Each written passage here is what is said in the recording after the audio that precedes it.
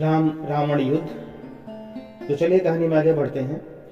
और आगे बढ़े इससे पहले मेरा आपसे एक नम्र निवेदन है कि यदि आप चैनल पर नए हैं तो कृपया चैनल को सब्सक्राइब जरूर करें। मेघनाथ के मरते ही रावण की मानो कमर से टूट गई। कुछ समय तक तो वो शोक में डूबा रहा, फिर वो क्रोध से लाल हो गया। उसकी शक्ल बड़ी डरावनी हो गई, कोई उसके मुंह की ओर आंख उठाकर देख ना पाता था। उसने बची हुई सारी सेना को इकट्ठा किया और युद्ध के लिए चलने की आज्ञा दी। सिंह की तरह गरजता हुआ वो भी रथ पर चढ़कर निकला। लड़ाई के बाजे बजने लगे। उसके चलते ही अनेक अपशकुन हुए। उसके घोड़ों के पैर बार बार फिसल जाते, रथ के ऊपर गिद्ध मंडराते और उसकी बाईं भुजा बार बार फटती। रावण ने इनकी कुछ ही परवाह न की। वो घमंड से ये कहता हुआ युद्ध करने लगा कि आज मैं राम से सबका बदला लूंगा। भयंकर युद्ध छिड़ गया। बंदरों की लाशों से समरभूमि पट गई। रावण जिधर भी मुंह करता भगदड़ मच जाती। सुषेण और सुग्रीव ने वानर सेना को संभाला। सुग्रीव और विरूपाक्ष का युद्ध छिड़ गया। दोनों एक दूसरे पर घातक चोटें करने लगे। सुग्रीव ने विरूपाक्ष के हाथी पर चोट की, वो बैठ गया। तब विरूपाक्ष ने तलवार से सुग्रीव को घायल कर दिया। अंत में सुग्रीव की मुक्के के प्रहार से विरूपाक्ष ढेर हो गया। इसी प्रकार द्वंद्व युद्ध में उन्होंने महोदर को भी मार डाला। इसी बीच वीरबर अंगद ने महापार्श का काम तमाम कर दिया। अब केवल रावण बचा था। वो फन कुचले हुए नाग की भांति फुफकारने लगा। उसके सामने बंदरों को भागते देख श्री राम धनुष बाण लेकर आ गए। तब राम रावण युद्ध छिड़ गया। वो एक दूसरे के प्रहारों को बड़ी देर तक व्यर्थ करते रहे। उनके बाण जब चलते तो रणभूमि में मानो बिजली सी कौंध जाती। इतने में लक्ष्मण और विभीषण भी आ गए। विभीषण ने रावण के साथी को और घोड़ों को मार दिया। विभीषण को आगे देखकर रावण को बड़ा क्रोध आया। उसने विभीषण को मारने के लिए एक भयंकर शक्ति बाण छोड़ा। लक्ष्मण ने उसे बीच में ही काट दिया। तब उसने दूसरी शक्ति छोड़ी। उस दिव्य शक्ति को देखकर लक्ष्मण ने विभीषण को पीछे कर दिया और इधर शक्ति लगते ही लक्ष्मण अचेत हो गए। श्री राम पास में ही थे। उन्होंने उस शक्ति को खींचकर लक्ष्मण के शरीर से बाहर निकाला। रावण को मौका मिल गया। उसने श्री राम को भी बुरी तरह घायल कर दिया। क्रोध के कारण राम की आंखों से आग बरसने लगी। हनुमान और सुग्रीव को लक्ष्मण की देखभाल में छोड़कर रावण से भिड़ गए। उन्होंने कहा, रावण तेरा काल तुझे आज मेरे सामने ले आया है। आज पाप पर पुण्य की विजय होगी, अंधकार पर प्रकाश की विजय होगी। देवताओं और ऋषि मुनियों का दुख दूर होगा। वानर मित्रों, तुमने बहुत युद्ध किया। अब तुम केवल मेरा और रावण का युद्ध देखो। राम रावण जैसा युद्ध फिर तुम्हें कभी देखने को ना मिलेगा। इधर सुषेण ने हनुमान द्वारा संजीवनी बूटी मंगाकर लक्ष्मण की चिकित्सा की। बूटी सूंघते ही शरीर में घुसे हुए बाण अपने आप निकल पड़े। रक्त बहना बंद हो गया और घाव भर गए। इस समाचार से राम की चिंता मिटी और वे पूरे उत्साह से युद्ध करने लगे। रावण भी राम पर बाणों की वर्षा करने लगा। रावण सुसज्जित रथ में बैठकर युद्ध कर रहा था। यह देखकर देवताओं के राजा इंद्र ने अपने सारथी मातली के साथ अपना रथ श्री राम के लिए भेजा।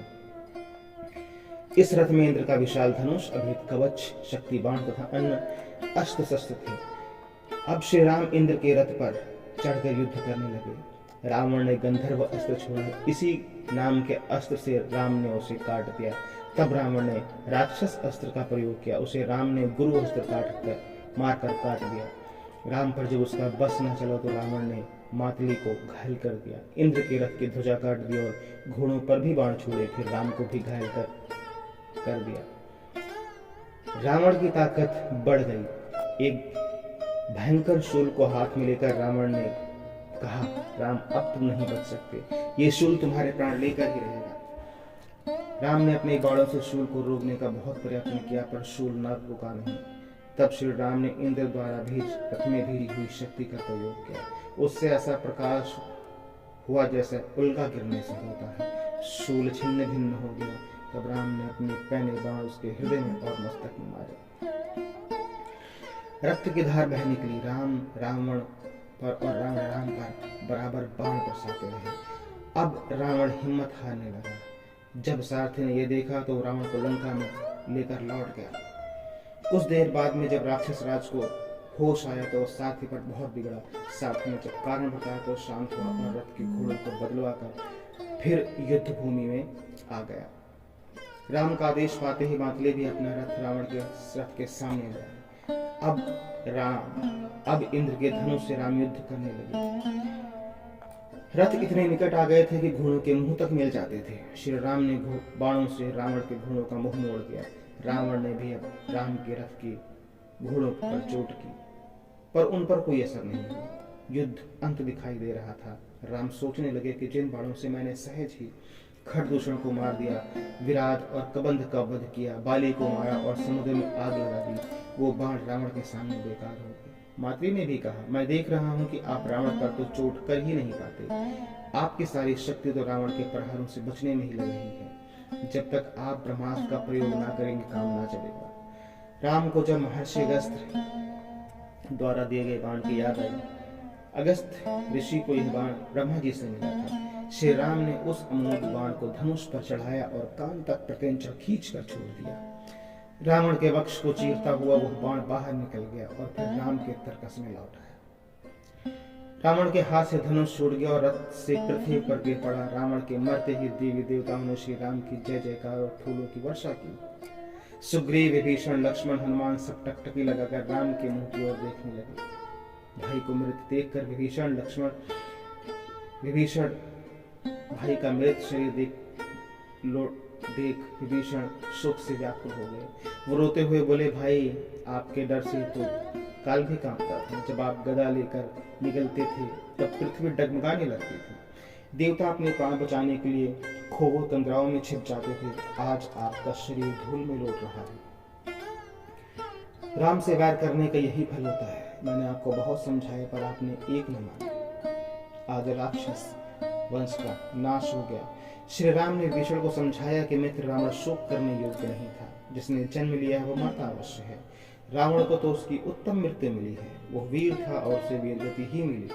तुम शोक छोड़कर उसका विधि पूर्वक अंतिम संस्कार करो। इतने में मंदोदरी आदि रानियां भी रणभूमि में आ गई।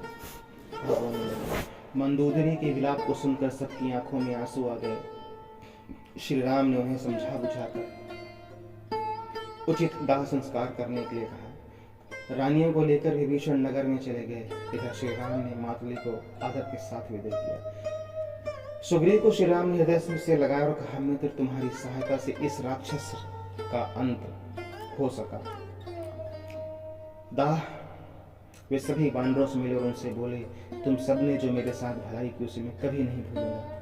दाह संस्कार के बाद विभीषण भी लौट आए। तब श्री रामचंद्र जी की आज्ञा से लक्ष्मण ने नगर में जाकर विभीषण का राज तिलक किया।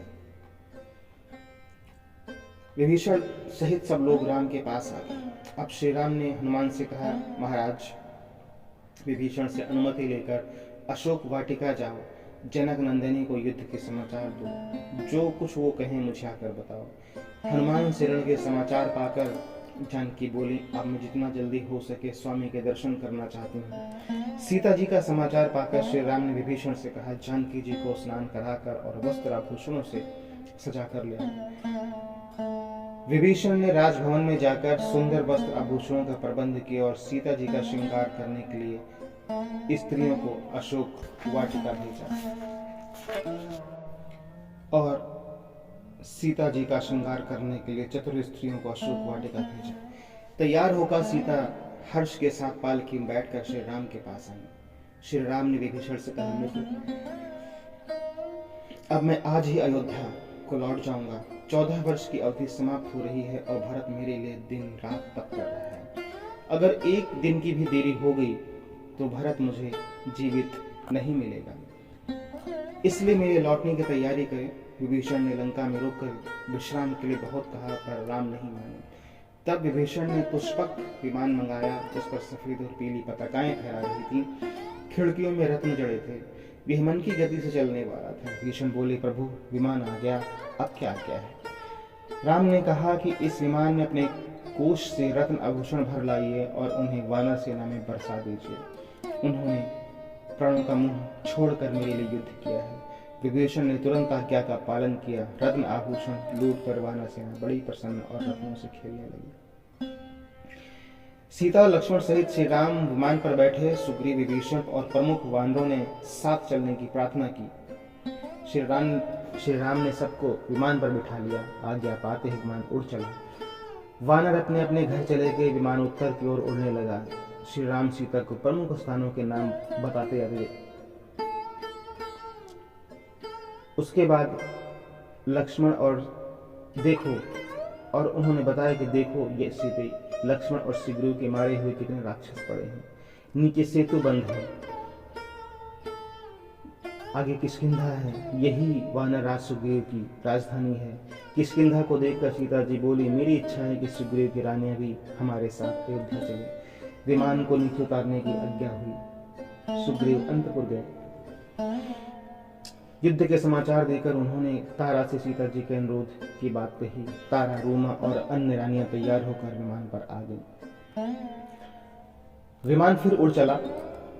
श्री राम ने सीता जी को दिखाया, यहीं सुग्रीव से मेरी मित्रता हुई थी। पंपा सरोवर के किनारे राम ने शबरी का आश्रम दिखाया और कहा कि जब मैं तुम्हारे वियोग में भटक रहा था तो यहीं शबरी से भेंट हुई। फिर उन्होंने कंबद वध, रावण जटायु संग्राम के स्थान सीता जी को दिखाए। ये स्थान, ये देखो, पंचवटी में हमारी पर्णकुटी अब तक बनी हुई है। ये गोदावरी नदी की विशाल धारा ऊपर से कैसी पतली दिखाई दे रही है। अगस्त मुनि के आश्रम, सती अनुसुईया के आश्रम, चित्रकूट और यमुना नदी पर उड़ता हुआ विमान प्रयाग पहुंचा। कुछ ही पल में श्रृंगवेरपुर दिखाई देने लगा और फिर सरयू और अयोध्या नगरी भी दिख पड़ी। राम ने कहा, सीता अपनी नगरी को नमस्कार करो। ये मेरी मातृभूमि मुझको प्राणों से भी अधिक प्यारी है। यहाँ का हर व्यक्ति मुझे प्यारा लगता है। सबने अयोध्या को प्रणाम किया। राम की आज्ञा से विमान लौटकर भारद्वाज मुनि के आश्रम में उतरा। श्री राम ने मुनि को प्रणाम कर अयोध्या का कुशल समाचार पूछा। मुनि ने बताया कि अयोध्या में सब कुशल है। धर्मात्मा भरत आपके दर्शन के लिए व्याकुल है। आज रात यहीं रहें, कल अयोध्या चले जाएं। श्री राम ने मुनि का आतिथ्य स्वीकार किया और मुनि के प्रताप से सब वृक्ष फलों से लग गए। सबने अमृत के समान मीठे फल खाए। तब श्री राम ने हनुमान से कहा, तुम अयोध्या जाकर हमारे आने की सूचना भरत को दो। रास्ते में निषादों के राजा घोषे भी मिलना, वो मेरे बड़े मित्र हैं। उनसे तुम्हें भरत का सच्चा प्यार मिल जाएगा। इसके बाद नंदीग्राम जाकर भरत से भेंट करना और उन्हें हमारे वनवास की अवधि पूरी कर लौट आने का समाचार देना। फिर अयोध्या का समाचार लेकर तुम शीघ्र लौटो।